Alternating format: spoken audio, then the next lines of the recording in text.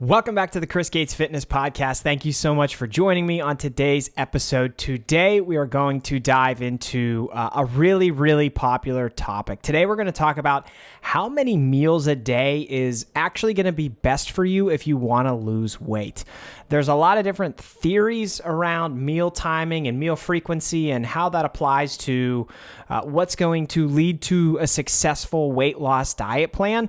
And what I want to do in today's episode is talk about a lot of those theories, maybe even address some myths about this topic, but at the end of the day, dial things in and help you understand from a meal timing and meal frequency standpoint what is actually going to help you lose weight efficiently and in a manner in which you can sustain it long term. So I'm excited to dive into this one.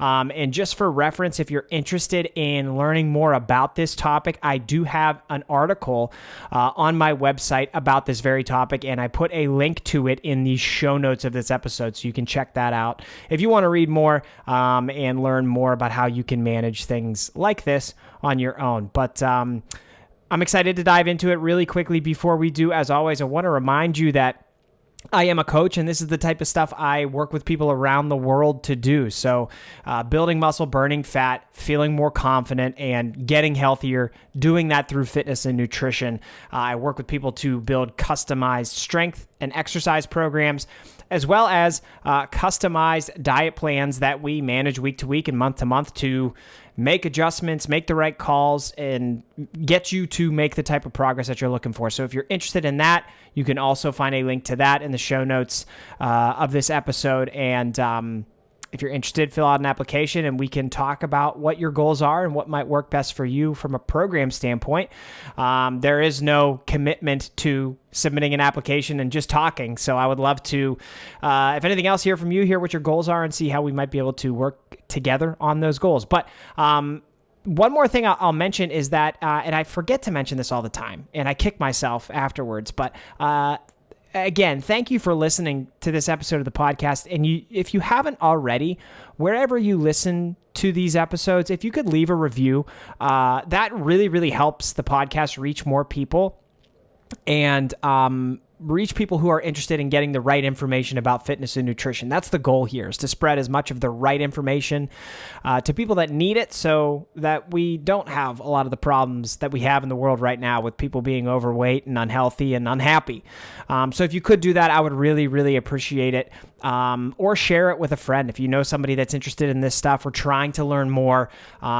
Obviously, I'm pumping out weekly episodes based on different topics within the fitness and nutrition world, and I always love to have more people tuning in to listen. So, okay, with that, let's dive into the topic of the episode, which is, once again, how many meals should you eat a day if you want to lose weight? And like I said at the start, there's a lot of theories about this, about meal frequency, about meal timing, and about weight loss and how those things come together to lead to weight loss. And you've probably heard some of these claims before, some of the popular ones, like you need to eat 5 small meals a day to lose weight, or skipping breakfast is the most effective strategy for weight loss, or even fasting is the way to go for rapid weight loss.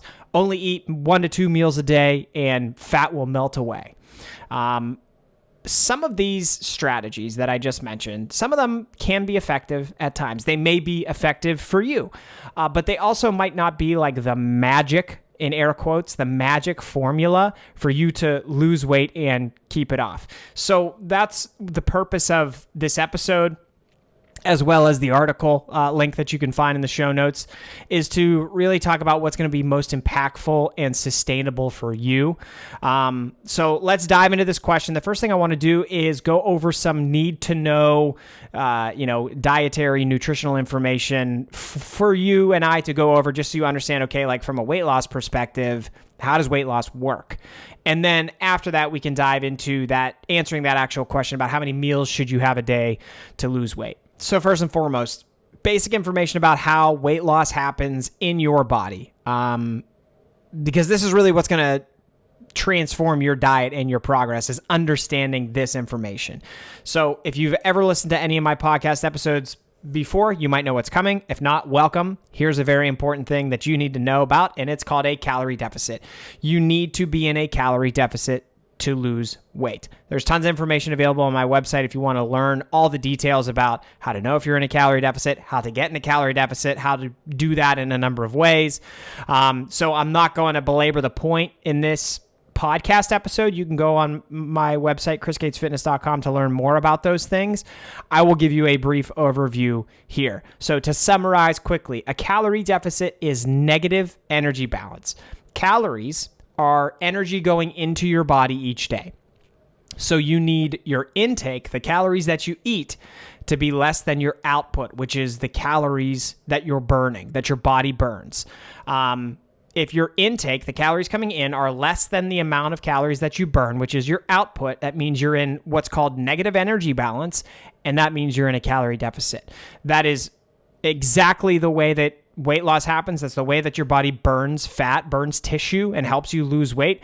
So any diet strategy that you choose, it's effective, successful, it will work if it puts you in a calorie deficit. If it doesn't, then you will not lose weight, and it isn't necessarily the strategy that you chose or the diet plan that you chose.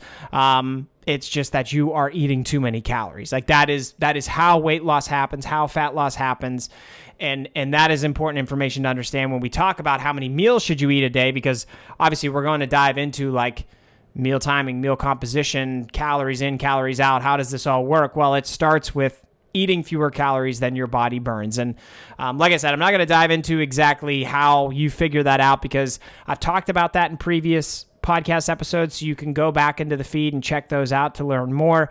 You can also go on my website to learn a lot more, but that's the most important concept right up front. And so how does meal frequency come into play? How does the amount of meals you eat each day factor into getting into a calorie deficit? Well, the amount of times you eat a day is going to help you the most likely with adherence to your weight loss program. And what that means is being able to stick to the plan that you set for yourself. It's not necessarily going to be the determining factor of whether or not you lose weight. Like if you eat 3 meals a day or 5 meals a day, one of those is not better than the other for weight loss. One or the other of those is better or worse for you, right? So at the end of the day, if you're in a calorie deficit, the amount of times you eat a day should be what makes it the most enjoyable or sustainable or feasible for you. So if eating more frequently throughout the day, like having smaller meals more frequently throughout the course of a day, if that helps you feel more full and satisfied across the entire day, that's probably a smart route for you to go. But if eating less frequently and having larger meals when you eat helps you get through each day and stay in a calorie deficit, then that's probably best for you. And so like from personal experience, as I'm recording this episode, I am in a cut. What has worked best for me is to eat 4 or 5 meals a day and have them be a bit on the smaller side. So I'll have a breakfast. I split my lunch up into kind of 2 different meals. So I eat one at like 10:30, so pretty early lunch. And then I have another one around like 2:30. By splitting those meals up, I get more food consistently throughout the day. It doesn't help with fat loss, but it helps me adhere to my diet. And then around 5:30, I'll have my dinner, and before bed around like 8 o'clock, I'll have a late night snack. So that accounts to being 5 meals throughout the day, because that really works well for me. I have found through a lot of trial and error that if I just do like the traditional 3 meals, if I do a breakfast, a lunch, and a dinner, there are extended stretches of time in between those meals where I eventually get some type of craving, and it's really like mentally hard for me to make it to that next meal. And that's not necessarily terrible to do once in a while if your day plays out in a certain way where that's all you can fit in is 3 meals. But for me to do that consistently, it just doesn't work out very well. And if I'm being completely honest with you, most of the people I work with, this is the case as well. People would rather eat more frequently, so then it's just about having those meals be a bit smaller. But I do know some people that just like, if you have certain meals that you like and it's a big meal, you want to fill up on that and that keeps you satisfied for a while, that can also work for people. So again, this is a very person-specific thing. There truly is not a right or wrong answer to this question. And later on in this episode, I'll talk about some of the research evidence that there is. In a nutshell, it basically says every approach is equally as effective as it is ineffective, depending on the person and that person's preferences. So if you don't know the approach that's most effective for you, I would say the best thing you can do is take some time and try to figure it out. Try different things out for yourself. And when I say take some time, I really do mean take some time. Don't try it for a day or two and then write something off. Try for a while. Try smaller meals more frequently throughout the day and see how you feel on that. Do that for a couple of weeks. You can try the traditional 3-meal approach for a couple of weeks and see how that works for you. You could even try those things like I mentioned at the top of the episode, like intermittent fasting or something like that. Try that for a little while and see how you feel. With any one of these strategies in terms of how many meals you eat, there's going to be an adjustment period for you if the approach you take is different from the approach that you're used to right now. And that goes into a lot of the physiological and biological happenings that are going on in your body, where your body is used to eating at certain times, so it'll release some of the hunger hormones around those times to signal that you're hungry and get you to eat. So your body is in a rhythm. It's used to eating in a certain way at certain times throughout the day if you are somebody that has a routine. And to get out of that routine, you're going to have a period of time where it's going to be difficult, but your body will eventually adjust to whatever that new routine is. So that's why I say actually take time, because it's going to take longer than a day or two. If you just try one of the approaches for a day and it doesn't work out well, if you're eating 5 meals a day right now and then you try to do intermittent fasting, the first week is probably going to be challenging. If not, the first 2 weeks is going to be challenging. That may be a dietary strategy, a dietary approach that works out well for you long term, but your body needs to adjust to that change that you're throwing at it. So if you know the approach that's going to be best for you, that's great. It's going to be a quicker start to this whole process of figuring out how many meals to eat a day. But if you don't, understand that it's okay to take some time to figure out what is going to work best for you, and see what's most effective. Because, like I said, any of these can work. It's all about what's going to be most effective for you. And when you find the most effective approach, that's when you can dive into the details of what's really going to be the big game changer for your diet and for your weight loss goals. Because, I haven't really mentioned it yet, but what's most important is not as much the timing of your meals or the frequency of your meals, it's the composition of your meals. So let's talk about that a little bit. We've already outlined that a calorie deficit is key, right? First and foremost, no doubt about it, you need to be in a calorie deficit to lose body fat. But beyond that, the way that you structure your meals can actually be where the magic happens. And, I always say there's no magic to any of this stuff. Magic being in air quotes. There's no magic diet, magic supplement, magic workout that's going to get you the results that you want in the snap of your fingers. The magic happens in figuring out what amount and combination of the basics works best for you. Because regardless of how many meals you eat a day, if you don't incorporate things like mostly nutrient-dense foods, high-volume foods into your diet, you're going to be making your journey through weight loss a lot harder. So here are some examples of high-volume foods, highly nutritious foods that you can eat essentially large amounts of, but they come with a very low amount of calories associated. And that's how you define a high volume food. And these are foods that are really game changers when it comes to being able to get into a calorie deficit and then stay there for an extended period of time.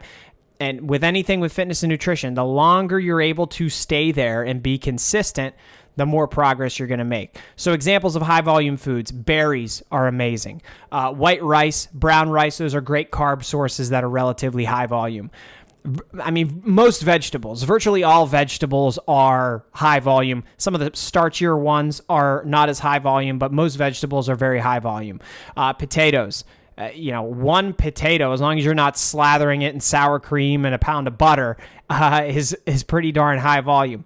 Salad, obviously high volume. Watermelon is very high volume. Popcorn, again, something that like as long as you're not slathering it with a ton of toppings and whatnot, can be a great high volume snack. And then lean meats like chicken, turkey, fish that come with a low amount of dietary fat, high amount of protein. We know that protein helps you feel full.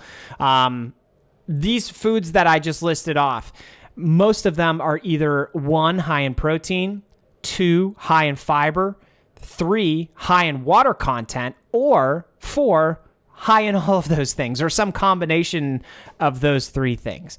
And we know from a lot of research at this point that the combination of those 3 things, protein, fiber, and water, is game-changing for being able to feel full and stay full on low calories when you're in a calorie deficit. So think about this. If you eat 5 meals a day, it's still going to be very hard for you to stick to your program, stick to your goal of losing weight if those meals, those 5 meals a day, are comprised of like pizza and ice cream and cookies and other calorie-dense foods. Calorie-dense foods are essentially the opposite of high-volume foods, where you're eating a very small amount of food that is associated with a very high amount of calories.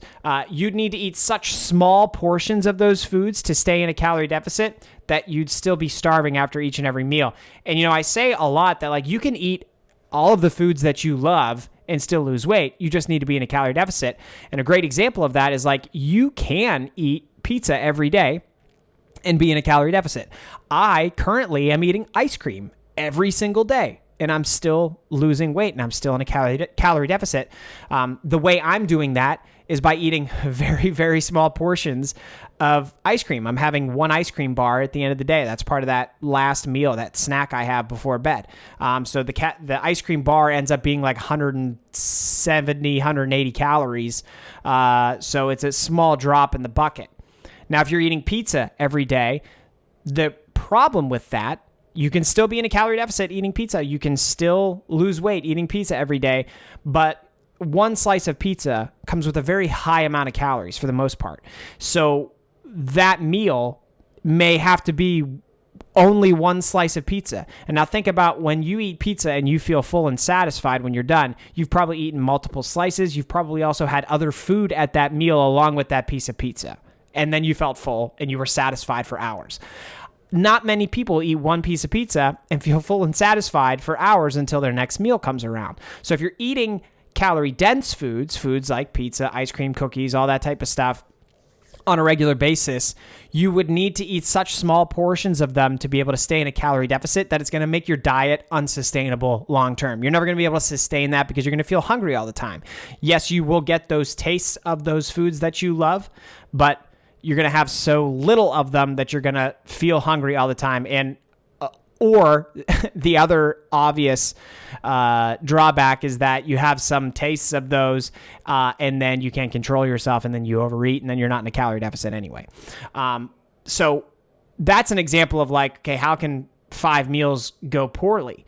5 meals could go well, though, if you pack it full of high-volume foods. You'd be stuffing yourself every single time you sit down to eat. So if you had a big bowl of like chicken and rice, throw some black beans in there, add a fruit to it, add a vegetable to it, you're going to fill yourself up on so much food that could equal the same amount of calories as 1 piece of pizza. So like the logical thing to do is fill yourself up on those high volume foods. And again, this comes back to why meal composition is so much more important than how many meals you're eating. And the meal composition of each and every one of your meals may direct you in one way, shape, or form to figure out how many meals you should be eating.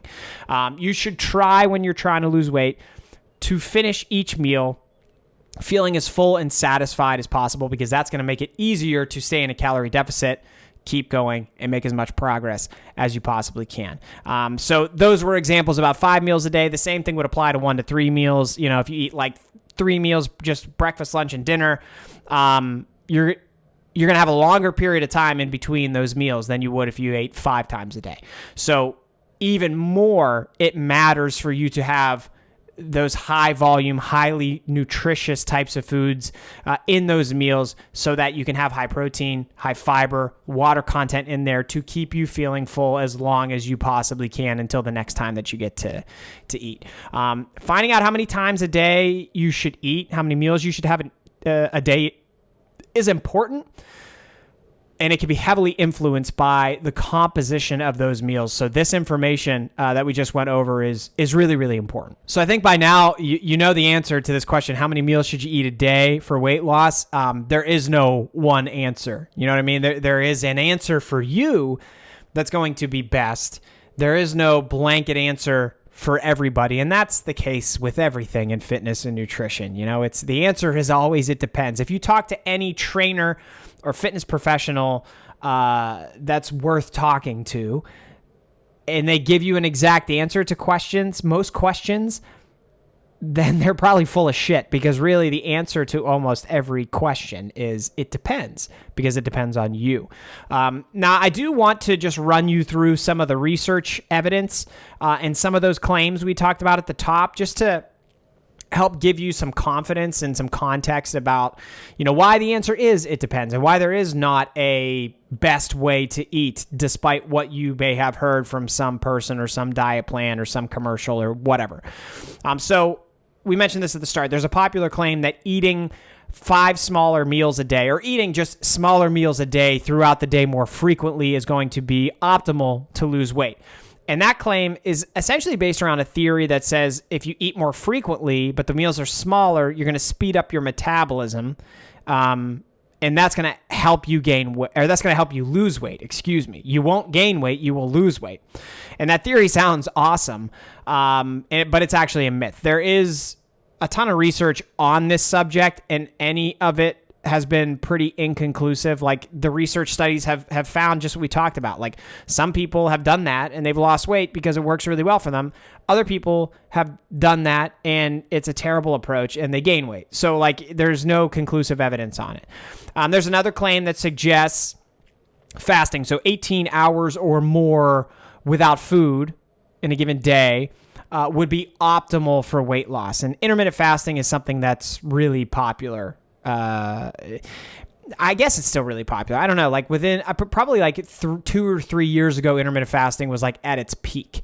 And just like anything in the industry, right? It gets really, really popular. People sell a lot of stuff that are related to it, and then the popularity just kind of slowly dwindles. I've used intermittent fasting, to be completely open and clear with you, and I have found that it works well for me sometimes. But there are claims that it's optimal for weight loss, and we probably need to debate the use of the word optimal, because this is also another one that the research evidence is inconclusive.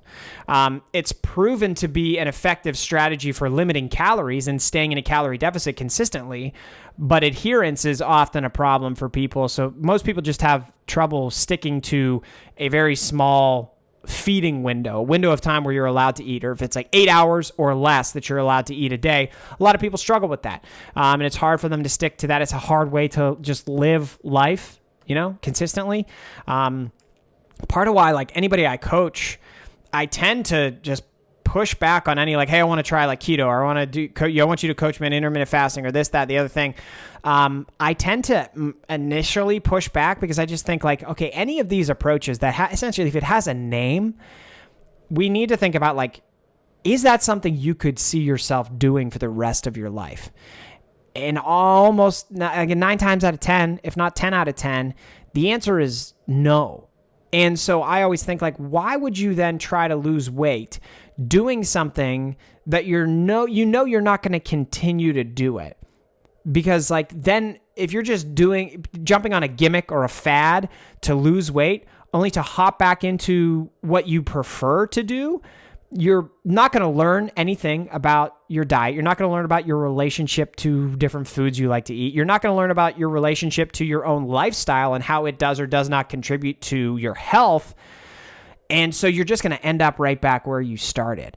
Now, to be clear, though, I have coached people I have clients right now that just like skipping breakfast. It helps them control calories and stay in a calorie deficit, and it works, and that's great. And some people can adhere to these things long term. So again, it comes back to what's best for you, what works for you, what do you enjoy. But the research on intermittent fasting is inconclusive, to say the least.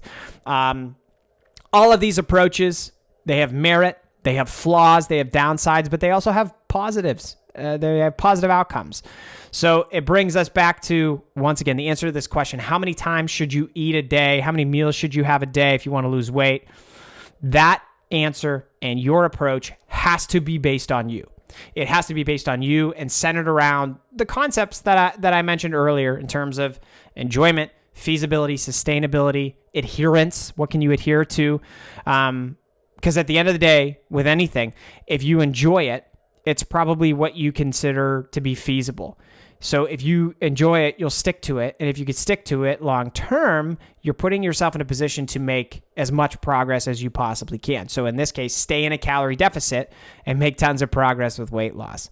I hope this was helpful. I think this is a really interesting topic, conversation. It's a question I get from time to time, and one I thought was good for a podcast episode to dive in a bit deeper into these different concepts around how many times you should eat a day, what your meals should look like, meal frequency, meal composition, and how you can lose weight sustainably. And if nothing else, I hope this made you think a bit deeper about what types of approaches you enjoy, because if you have an idea on that, that's a great place to start. If you have no idea, that's okay. It's time to experiment a little bit and pay a bit more close attention to some of these options and see what works best for you. And it's not a race, so you can take time. You can take time and experiment with it and see what works best. And I hope, if you have any questions along the way, you can come back to this episode. It will be here forever. And I hope it was helpful. But thank you so much for listening. Like I said at the beginning, there is that link to an article if you want to read more about this, links to these research studies that I mentioned. And I am a coach, again. So if all of this is a lot and you're looking for a coach to take a lot of the guesswork out of it, that's exactly what I do. Would love to hear from you. Would love to talk about your goals and see what we might be able to do to put a program together for you. But thank you so much for listening. I'm excited to get back on next week and talk to you more. But until then, thanks for listening, and I'll talk to you soon.